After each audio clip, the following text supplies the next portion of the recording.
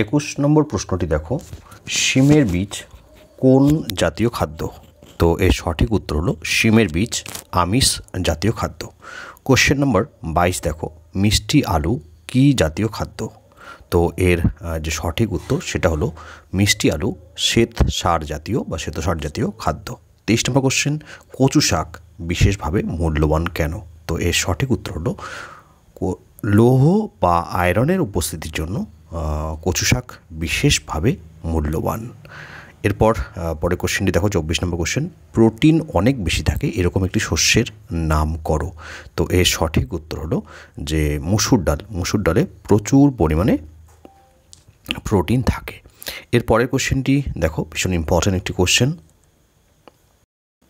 25 নম্বর question, চা পাতায় কোন ভিটামিন পাওয়া যায়? চা পাতায় কোন ভিটামিন পাওয়া যায়? তো এর সঠিক উত্তর হলো চা পাতায় ভিটামিন বি কমপ্লেক্স পাওয়া যায়। চা পাতায় ভিটামিন বি কমপ্লেক্স পাওয়া যায়। 20 নম্বর কোশ্চেন, আমিষের পরিমাণ সবচেয়ে বেশি থাকে কোন খাবারে? তো এর সঠিক উত্তর হলো আমিষের পরিমাণ সবচেয়ে বেশি থাকে শুটকি মাছে। আর তারপরে 27 নম্বর কোশ্চেন হলো, দুধে কোন অ্যাসিড থাকে? দুধে কোন অ্যাসিড থাকে? তো এর সঠিক উত্তর হলো দুধে ল্যাকটিক অ্যাসিড থাকে। 28 নম্বর কোশ্চেন, ভিটামিন সি এর উৎস কোন ফলগুলি? অর্থাৎ কয়েকটি ফলের নাম করো যেগুলো হচ্ছে ভিটামিন সি এর উৎস। তো ভিটামিন সি এর উৎস এরকম কয়েকটি ফল হলো আমলকি, লেবু, পেয়ারা ইত্যাদি। 29 নম্বর কোশ্চেন দেখো, দুধের রং সাদা হয় কেন? 29 নম্বর কোশ্চেন, দুধের রং সাদা হয় কেন? তো এর সঠিক উত্তর হলো দুধের রং সাদা হয় প্রোটিনের জন্য। 30 নম্বর কোশ্চেন, হাড় ও দাঁতকে মজবুত রাখতে মানব শরীরে কিসের প্রয়োজন? হাড় ও দাঁতকে মজবুত রাখতে মানব শরীরে কিসের প্রয়োজন? তো এর সঠিক উত্তর হলো হাড় ও দাঁতকে মজবুত রাখতে মানব শরীরে ক্যালসিয়ামের প্রয়োজন। 31 নম্বর কোশ্চেন, চোখের দৃষ্টিশক্তি ঠিক রাখতে কোন ভিটামিন সাহায্য করে? চোখের দৃষ্টিশক্তি ঠিক রাখতে কোন ভিটামিন সাহায্য করে?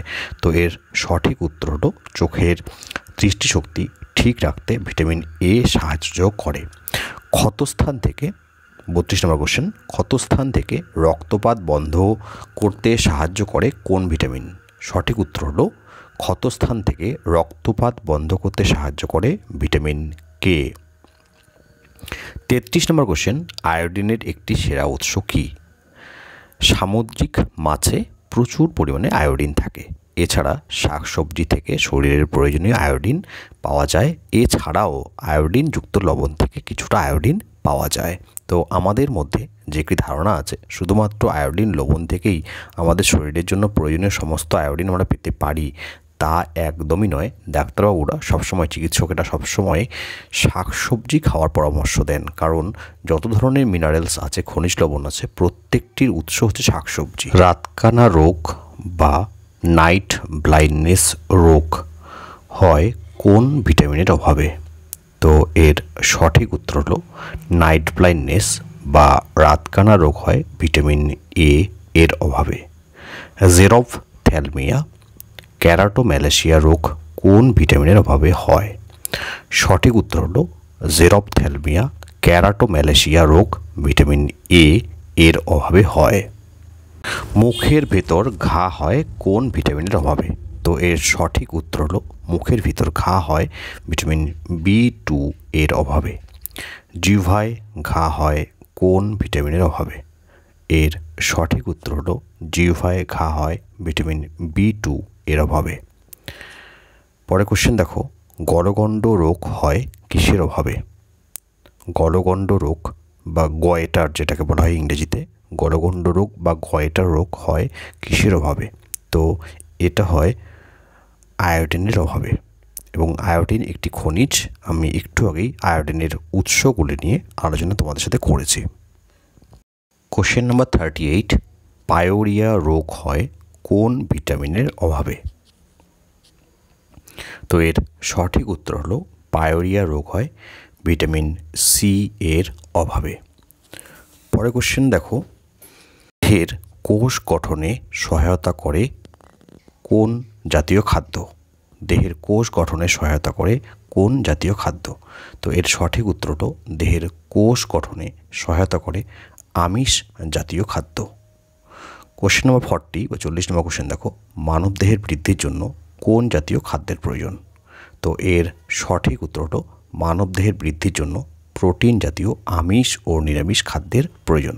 মানব দেহের বৃদ্ধির জন্য প্রোটিন জাতীয় আমিষ ও নিরামিষ খাদ্যের প্রয়োজন। একটি সুষম খাদ্যের উদাহরণ দাও। তো আমরা সুষম খাদ্য হিসেবে দুধকে জেনে থাকি বা জানি, ছোটোবেলা থেকে তাই পড়েছি, এবং ডিমকেও সুষম খাদ্য তালিকায় রাখা হয়। এছাড়াও উদ্ভিজ্জ যে উৎস রয়েছে, উদ্ভিজ্জ উৎস থেকে যদি সুষম খাদ্যের উদাহরণ দেখা যায় তাহলে সেটা হলো সয়াবিন। তবে অনেকেই এখন দুধকে সুষম খাদ্যের তালিকায় রাখতে চান না। পরের কোশ্চেন দেখো, সূর্যের আলো থেকে কোন ভিটামিন পাওয়া যায়? সূর্যের আলো থেকে কোন ভিটামিন পাওয়া যায়? তো সূর্যের আলো বা সূর্যকিরণ থেকে ভিটামিন ডি পাওয়া যায়। তারপরে কোশ্চেন দেখো, চায়ের উপক্ষারের নাম কি? চা, যে চা আমরা পান করি, চায়ের যে উপক্ষার সেটার নাম হলো ট্যানিন। চায়ের উপক্ষারের নাম হলো ট্যানিন। কফির উপক্ষারের নাম কি? কফির উপক্ষারের নাম হলো ক্যাফিন। কফির উপক্ষারের নাম হলো ক্যাফেইন। আজকের ভিডিওর 45 নম্বর কোশ্চেনটি হলো, শিশুদের মধ্যে রিকেট রোগ হয়। শিশুদের মধ্যে রিকেট রোগ হয় কোন ভিটামিনের অভাবে? তো এই প্রশ্নটির উত্তর তোমরা অবশ্যই টাইপ করে জানাবে।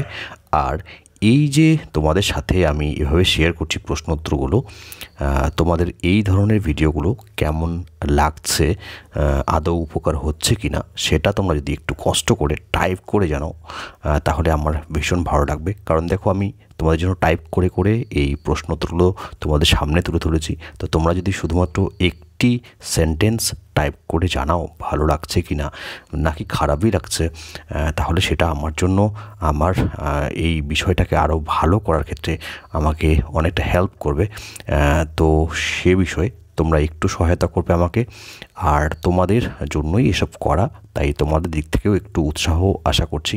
যারা তোমরা চ্যানেলকে অনেক দিন থেকে সাবস্ক্রাইব করে পাশে আছো তাদের সকলকে অনেক অনেক ধন্যবাদ।